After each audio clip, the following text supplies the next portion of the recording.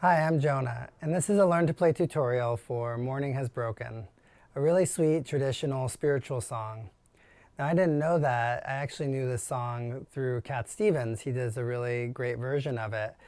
But recently I was looking through our songbooks and I happened to see that Morning Has Broken was in there, and I realized that it's an older song and Cat Stevens just redid it. And if you haven't heard this song, I would suggest going onto YouTube and listening to one of the many versions of this song that are on there to get a feel for what the song is supposed to sound like, because that's really helpful whenever you're learning a new song. Now I'm going to be playing this on a sparrowhawk in the key of A, but I think it'll sound good on any flute. You know, the high notes will have more of an upbeat feel. The low tones will have more of a mellow, contemplative feel to them. So try it out on different flutes to get different feels. Now it's kind of a simple song, but it does use some notes that are not in the pentatonic scale, that scale that we all first learn on the native flute. So if it's going to use the sixth hole, which is often covered by a leather tie, so you'll need to move that. And then it also uses some notes that are over the octave, some high notes. So both of these things are helpful in your everyday playing. It adds more notes that you can play with, so you can play in more diverse ways. So I'm going to play the song through once, and then I'll go through a little introduction on how to use this tutorial, and then we'll move right into the tutorial itself.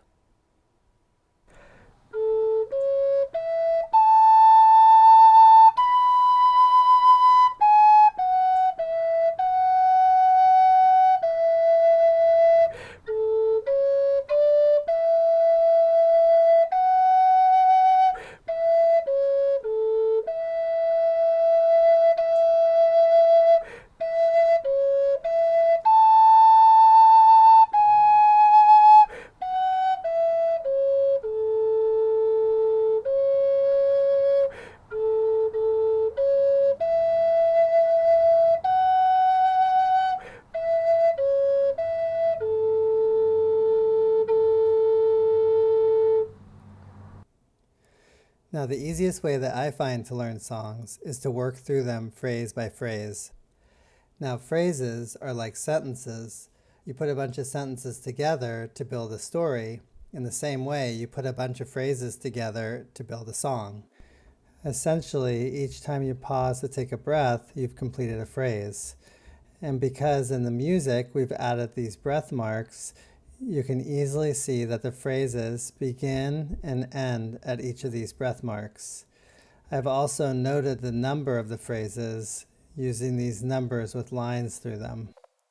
Phrase 1, 2, and so on. As I walk through each phrase, I'll note anything that's unusual or particularly challenging in that phrase, and then I'll show you how to play it, and I'll play it at a really slow tempo. And at that point, I suggest pausing the video and working on that phrase until you have the fingerings and the rhythm pretty well down at that slow tempo. And then move on to the next phrase.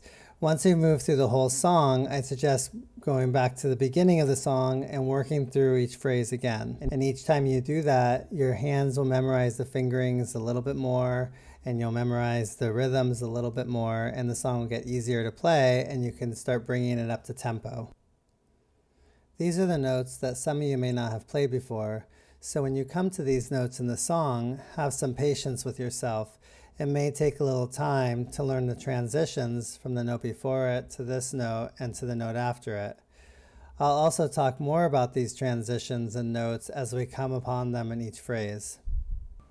So this is the first page of the sheet music for Morning Has Broken. And there's a couple things I want to point out before we move into the actual phrases. The main thing being that this is in a 3/4 time, and you can see that here with the time signature. This 3 on the top tells us that for every measure there's 3 beats per measure. So that gives it a 1, 2, 3, 1, 2, 3, 1, 2, 3 kind of a feel to the song. And if you know the song, it has that kind of feel to it. Then the other thing I want to point out is that the theme of the song is the rhythm of the theme of the song is shown in these first 3 measures, and it's the same throughout the whole song, where you have three quarter notes, 1, 2, 3, followed by a dotted half note and another dotted half note. So da da da da da da da da da da. So the rhythm is really simple in this song. So that helps with learning the song. It makes it easier to learn. You have to mostly focus on the melody. Now here's the first phrase of the song. And the first phrase is one of the more challenging ones as far as fingering goes, because there's this high note at the end here. But let's start at the beginning. So in the beginning, we're going from the low note, everything covered, and we're opening to this note here, which some of you may not have used before. Now there's not a cross fingering because technically we're not opening one hole while closing another. So it's not technically a cross fingering, but it is a note that some of you may not have used before. So it might take a minute to get the dexterity of that. Now, the next couple notes are within the pentatonic scale, so they're notes that you're likely used to playing. But then coming from this note here and moving into this note here, you're going over the octave, meaning you're moving the tone of the flute into a higher pitch than a lot of people have played before. It's over the octave, as we say. Sometimes it's challenging going from here to here. And one of the things that helps is to really tongue it kind of hard. Ta. So I'm kind of giving it a little pressure with my tonguing there to really pop it up to that octave. Pop it up over the octave. Once it's there, it'll hold that note well. It's just getting it up to that octave sometimes takes a little more force, and the way you get that force is by using a staccato or a forceful type of tonguing.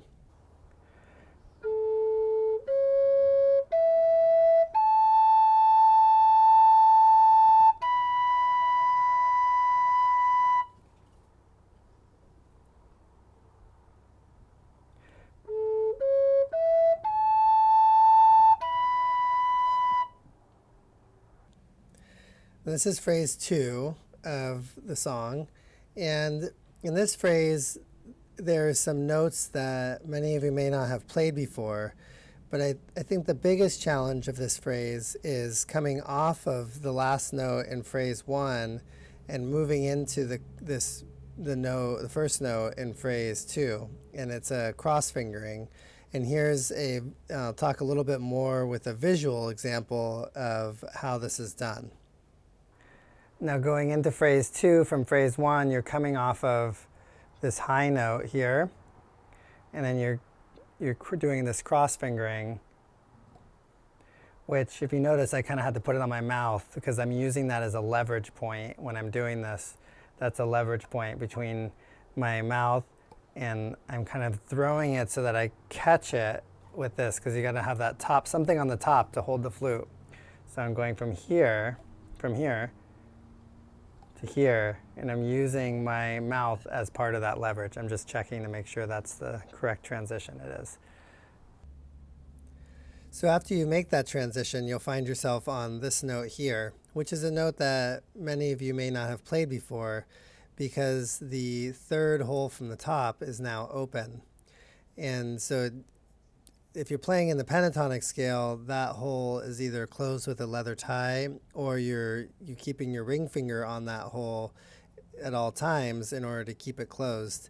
So if you haven't played with this opening and closing your ring finger on this hole, it may take a little bit of teaching the muscle memory and the dexterity of that finger to open and close. And moving into the next note, it's a simple enough transition where you're just closing the next hole down from the top. But again, that if you haven't played with that ring finger much, you might find that your ring finger wants to close along with it, and you'll have to keep it open. So that, and throughout this phrase, that's the main challenge, is if you haven't played with your ring finger, is to teach your fingers the dexterity of working with that one more finger that you're opening and closing.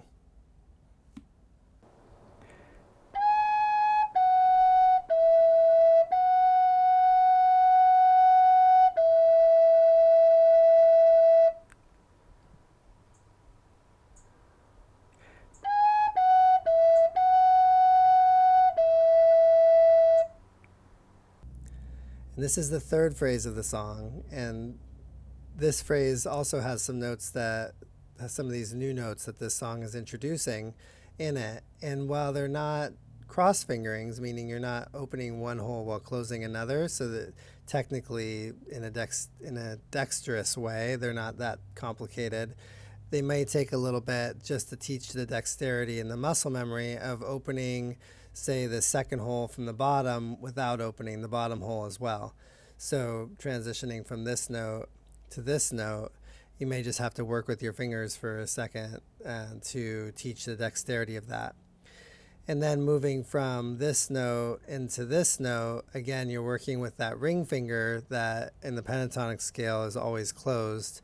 Or if you just have a leather tie on there, you may not even be used to keeping that finger on a hole. So you may need to teach your work again with your ring finger on the dexterity of these transitions.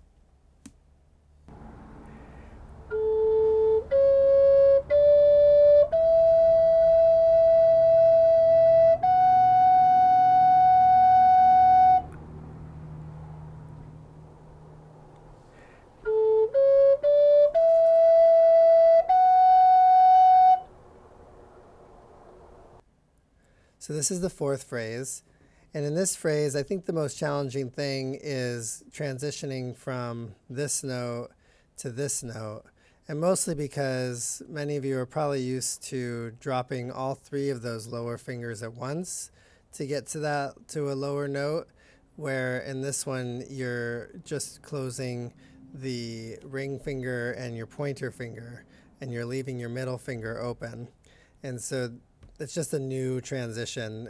Every time when we've seen this note before, it has been open. You've been transitioning into it in a different way. So this is just a new way of transitioning into that note. So I think that's the biggest challenge of this phrase.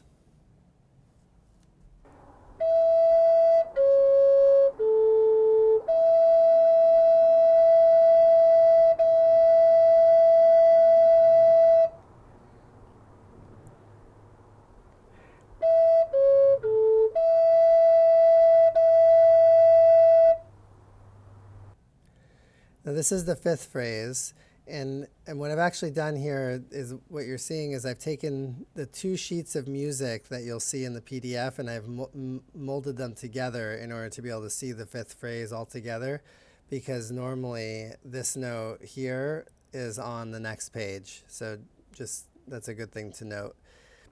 Now, the beginning part of the phrase is the same transition as the beginning part of phrase 4.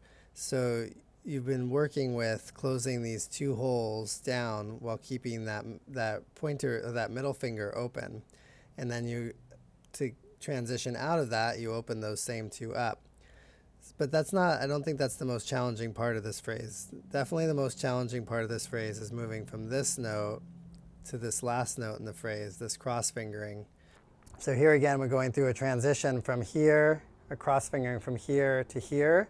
And I really need my mouth to really make that stable, but it's really like a throwing between the two because you're switching from your top stability finger from one to the other.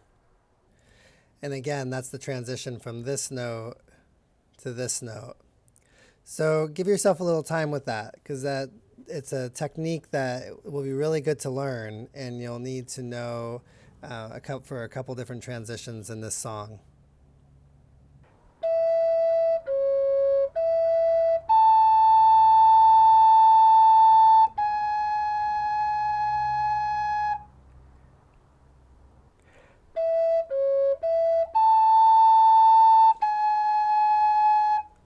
Now here we are in phrase 6, and in this phrase, at this point, you've seen all these notes before and all these transitions, so it's just a matter of applying them again. Like here in the beginning, you're coming off of this last note in phrase 5, and you're moving into this note here, which we saw that transition in one of the earlier phrases as well, and moving downwards from this note to this note. We just saw this in the beginning of both phrases 4 and 5. And so It's just a matter of continuing to work with the dexterity of these phrases, of these transitions, to get these phrases moving smoothly as you move along in the song.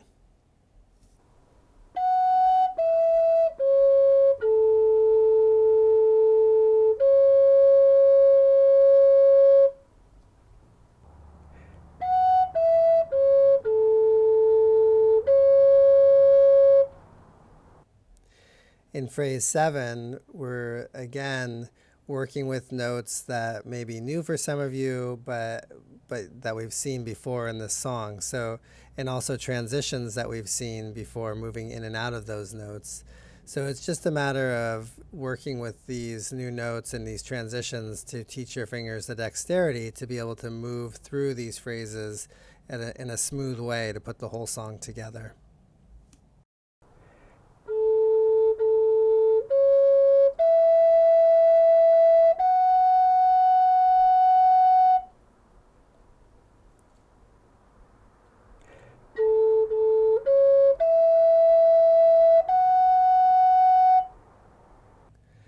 And here we are at the last phrase of the song, phrase 8, and the beginning of this phrase is the same as the beginning of phrase 5. So you've seen these notes and these transitions before, so your fingers should be catching them relatively easily at this point. And then you're finishing the song on these last two notes to kind of give the song the feeling of finality.